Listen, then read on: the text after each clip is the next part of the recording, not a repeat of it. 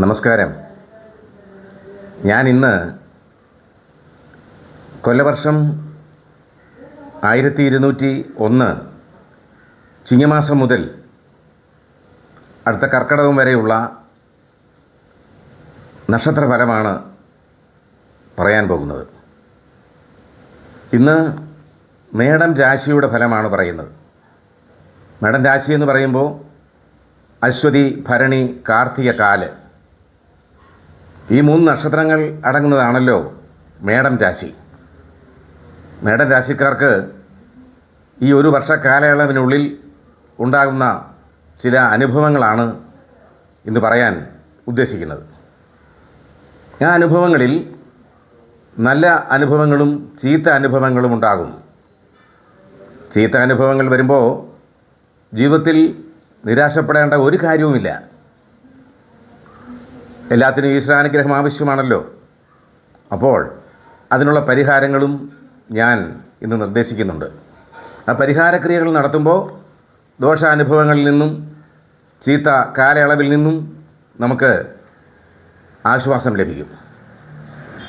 അപ്പോൾ മേടക്കൂറുകാർക്ക് ചിങ്ങം മുതൽ കർക്കിടക അവസാനം വരെ ഗുണദോഷ സമ്മിശ്ര ഫലമായിരിക്കും അനുഭവപ്പെടുക. അതായത് പ്രവൃത്തി മേഖലയിൽ തടസ്സങ്ങളും തർക്കങ്ങളുമൊക്കെ ഉണ്ടാകാനുള്ള സാധ്യതയുണ്ട്. സഹപ്രവർത്തകരിൽ നിന്നും ചതിയുണ്ടാകാൻ ഇടയുണ്ട്. അതുകൊണ്ട് സഹപ്രവർത്തകരോടൊക്കെ നമ്മൾ ഇടപഴകുമ്പോൾ വളരെയധികം ശ്രദ്ധിച്ച് മുന്നോട്ട് നീങ്ങേണ്ടതായിട്ടുണ്ട്. ധനാഗമ മാർഗങ്ങൾക്കൊക്കെയും തടസ്സങ്ങളുണ്ടാകും. ഭാഗ്യാനുഭവങ്ങൾക്ക് അനുഭവ യോഗ്യമല്ലാതെ വരും. അതോടൊപ്പം തന്നെ മേലധികാരികളുടെ അപ്രീതി ഉണ്ടാകാനുള്ള സാധ്യതയുണ്ട്. സ്ഥാനചലനത്തിനിടയുണ്ടാകും. ദൂരദേശ യാത്രയും കഷ്ടപ്പാടുകളുമൊക്കെ അനുഭവിക്കേണ്ടതായി വരും. യാത്രയിൽ ധനനഷ്ടത്തിനുള്ള ഇടയുണ്ട്. അതുകൊണ്ട് വളരെയധികം ശ്രദ്ധിക്കണം. കുടുംബത്തിൽ സ്വസ്ഥത കുറവ് അനുഭവപ്പെടും. പ്രവൃത്തി മേഖലയിൽ അധികാരിവർഗത്തിൻ്റെ ഇടപെടൽ ഉണ്ടാകാനുള്ള സാധ്യതയുണ്ട്. അധികാരിവർഗമെന്ന് പറയുമ്പോൾ പോലീസ്, കോടതി ഇതൊക്കെയും അതിലുൾപ്പെടുന്നതാണ്. അതുകൊണ്ട് നമ്മുടെ സംസാരത്തിലും പ്രവർത്തനത്തിലുമൊക്കെ വളരെയധികം ശ്രദ്ധ കൊടുക്കേണ്ടതായിട്ടുണ്ട്. ക്രയവിക്രയങ്ങളിൽ തടസ്സങ്ങളും നഷ്ടങ്ങളും ഉണ്ടാകാൻ സാധ്യതയുണ്ട്. പണമിടപാടുകളൊക്കെ നടത്തുമ്പോൾ വളരെയധികം ശ്രദ്ധിക്കണം. വർഷത്തിൻ്റെ മധ്യഭാഗത്തോടു കൂടി ഇതിനൊക്കെയും മാറ്റമുണ്ടാകും. പുതിയ തൊഴിൽ മേഖല ഉണ്ടായി വരും.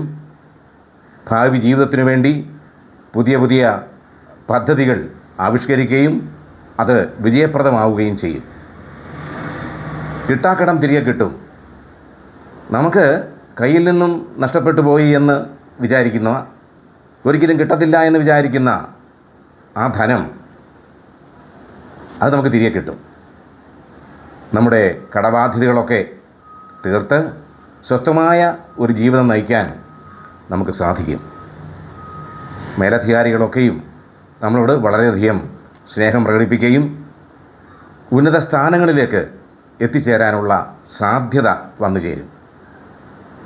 കലാകാരന്മാർക്കും സാഹിത്യകാരന്മാർക്കും സൽകീർത്തി ബഹുമാനം ലഭിക്കും.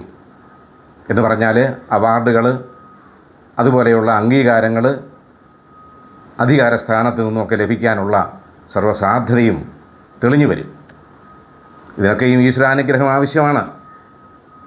അപ്പോൾ ഈ കാര്യതടസ്സങ്ങളൊക്കെ മാറുന്നതിനും മുമ്പ് ഞാൻ പറഞ്ഞ ആ കഷ്ടപ്പാടുകളും മേലധികാരികളുടെ അപ്രീതിയും ഒക്കെ മാറിക്കിട്ടുന്നതിനും ഒക്കെ ഈശ്വരാധീനം ആവശ്യമാണ്, പ്രാർത്ഥന ആവശ്യമാണ്. അതിന് ശാസ്താക്ഷേത്രത്തിൽ ശനിയാഴ്ച തോറും നീരാഞ്ജന വഴിപാട് നടത്തണം. നീരാഞ്ജന വഴിപാടൊരു പരിഹാരമാണ് തടസ്സങ്ങൾക്കൊക്കെയും.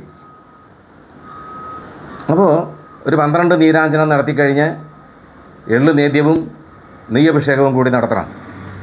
വീണ്ടും അടുത്ത ശനിയാഴ്ച മുതൽ വീണ്ടും ഈ വഴിപാട് ആരംഭിക്കണം. അങ്ങനെ 1 വർഷക്കാലത്തോളം നീരാഞ്ജന വഴിപാട് മുടങ്ങാതെ നടത്തണം. കൃഷ്ണക്ഷേത്രത്തിൽ വ്യാഴാഴ്ച തോറും കദളിപ്പഴ ത്രിമധുരവും തൃക്കൈവെണ്ണയും ഭാഗ്യസൂക്താർച്ചനയും നടത്തുന്നത് വളരെ ശ്രേഷ്ഠമാണ്. മേടക്കൂറുകാർ ദേവീഭക്തരാണ്. ദേവിയെ നിരന്തരം വിളിക്കണം. എല്ലാ വാവ് തോറും, അതായത് പൗർണമി തോറും ലളിതാ സഹസ്രനാമം ചൊല്ലുകയും ദേവിക്ക് പ്രത്യേക വഴിപാടുകളൊക്കെയും സമർപ്പിച്ച് നമ്മുടെ എല്ലാ കഷ്ടപ്പാടുകളും മാറ്റിത്തരണേ എന്ന് പ്രാർത്ഥിക്കുകയും ചെയ്യുമ്പോൾ മുൻപ് പറഞ്ഞ എല്ലാ ചീത്ത അനുഭവങ്ങൾക്കും കഷ്ടപ്പാടുകൾക്കുമൊക്കെ പരിഹാരമുണ്ടാകും. ഈ പരിഹാരക്രിയകളൊക്കെ ചെയ്ത് സമ്പുഷ്ടമായ ജീവിതം നയിക്കാൻ ഈശ്വരൻ അനുഗ്രഹിക്കട്ടെ എന്ന് പ്രാർത്ഥിക്കുന്നു. നമസ്കാരം.